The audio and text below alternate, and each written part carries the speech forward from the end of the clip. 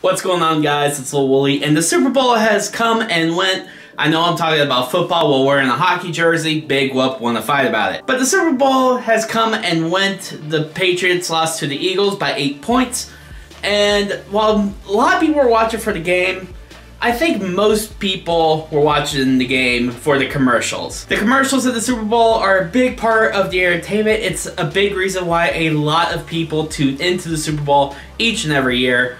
And while you usually get some of the best and some of the most fantastic commercials, there are a few that kind of miss the mark. So with that being said, I want to give you my top 5 worst Super Bowl commercials of 2018. Now with all top 5 or top 10 lists, this is my personal opinion. I did take a little bit of what the internet had to say about each commercial within, within reason. Like if I found that their point was pretty valid, I might include that in here. But this is mostly my opinion. Alright, so to start off at number 5, I have Febreze and their hashtag bleep don't stink commercials. While this wasn't necessarily a bad campaign, it's not necessarily a bad commercial, it was more along the lines of it was something that the joke just didn't last. For those of you who haven't seen the commercial, the whole commercial is about some person's bleep, aka shit, which did not stink. You know, you talk about, you always hear people say, oh, my shit don't stink, etc., etc. Well, they kind of took that, yeah, had to censor it for television, obviously. But they do that, and they talk about, oh, it was great having this kid because, it didn't stink. And at the end of the commercial, you see this kid all grown up, and he's wondering what the heck Febreze is. It was kind of funny at first, but after watching it a couple more times, the joke has kind of run its course for me already. It's not that it was a bad commercial, it just was, the joke just ran out for me. And in a year of really good commercials, I mean, this unfortunately had to go on my top 5 worst. At number 4, I had Jeep. And Jeep had a couple commercials, but the one in particular that I'm talking about is the one titled Anti-Manifesto. They kind of try to do a spoof of typical car commercials where all these car commercials have great manifestos about how great their car is, how spectacular being on the road is, etc., etc. And they kind of went a different route. Unfortunately, that didn't work for them because this was pretty boring. During the Super Bowl, you have commercials that are spectacular that, there's usually something memorable about the best commercials that come up. And this was it was a snooze fest. No music, all you saw was a Jeep driving through a river and then driving up onto a rocky area that had a decently steep incline. I mean, if you wanted to see how a Jeep performs off-road, I mean, this is perfectly fine for you. But if you were looking for some sort of like glitz and glamour, or if you were looking for something funny or something memorable, this commercial just didn't do it. And that's kind of why it is in my 4th spot. Moving on to numero tres, we have Kia. Kia had a car that they were advertising. I forget the actual model of the car, but what they did is they were on a racetrack, on a NASCAR racetrack, and they bring in Steven Tyler. Steven Tyler is, he looks old at this point. I mean, I think he's, what, his 60s or 70s by now. He looks old. And they kind of play on that a little bit. What they do is they have Steven Tyler go into this car, and he's about to race on this track, but he pops it into the reverse and does a few laps in reverse. And whenever he comes out of the car, he's looking like he's back in 1970s, 1980s, where he looked young, he looked good. They had girls in 70s and 80s attire just screaming for him. And while I get the point of the commercial, and I get, having Steven Tyler from Aerosmith is, big star power still to this day. I mean, he's actually stayed pretty relevant through all these years. And while I get that, and I get where they were going with this commercial, I mean, I just don't see it working out for a car commercial.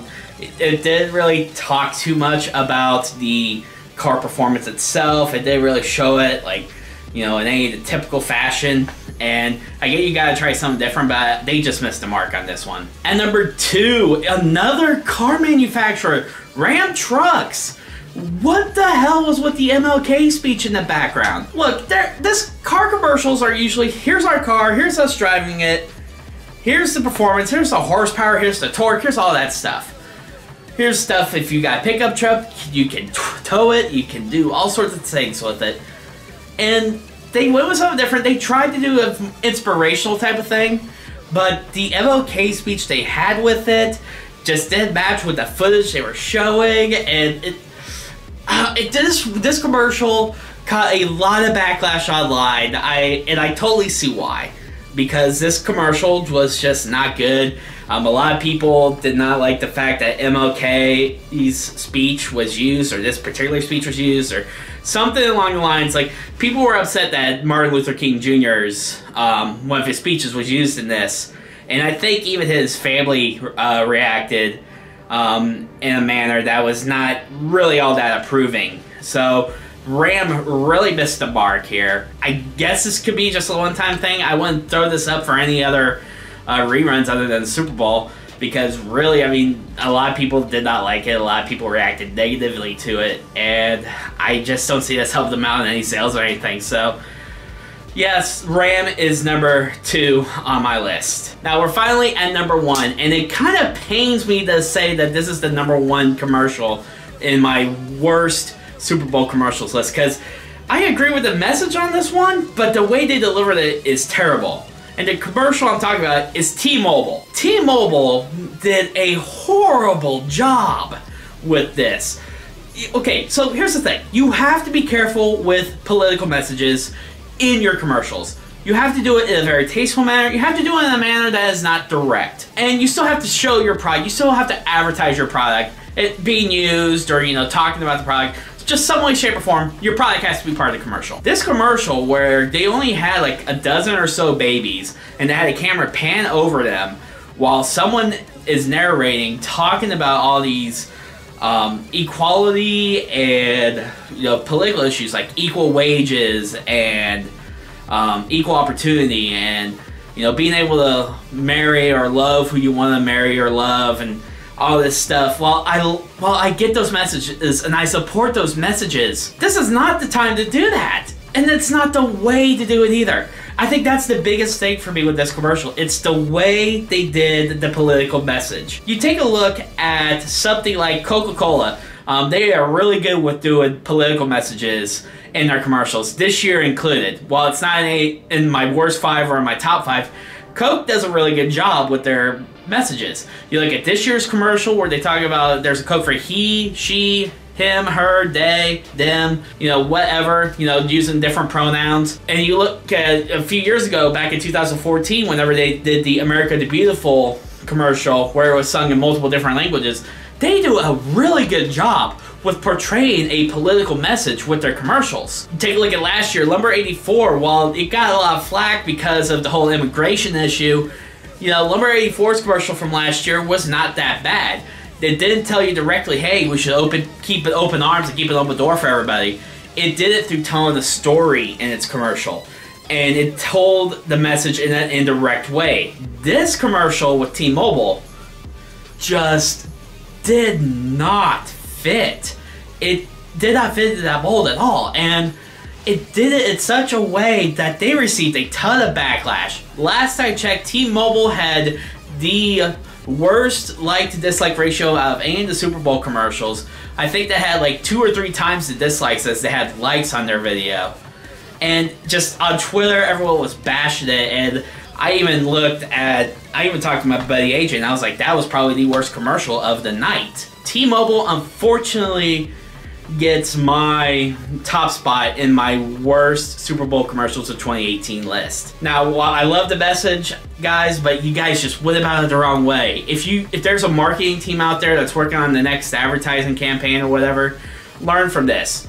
Listen to what I say. If you want to have a political message to your commercials, you should really consider going an indirect and artistic form rather than a more direct, in-your-face narration.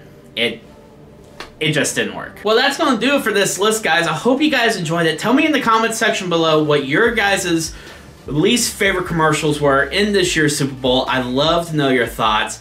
Also, while you're down there, if you're new to the channel, please hit subscribe. I will have the best commercials up tomorrow. I want you guys to come around, stick around for that. Also, stick around for some of my other videos. I do commentaries, I do, podcasts, the whole 9 yards. If you name it, I probably do it. But anyway, if you guys want to stick around and see some of that, please hit the subscribe button below. Like, comment, share. You guys know the drill, but my name's LILWOOLEY. I'm out. Peace!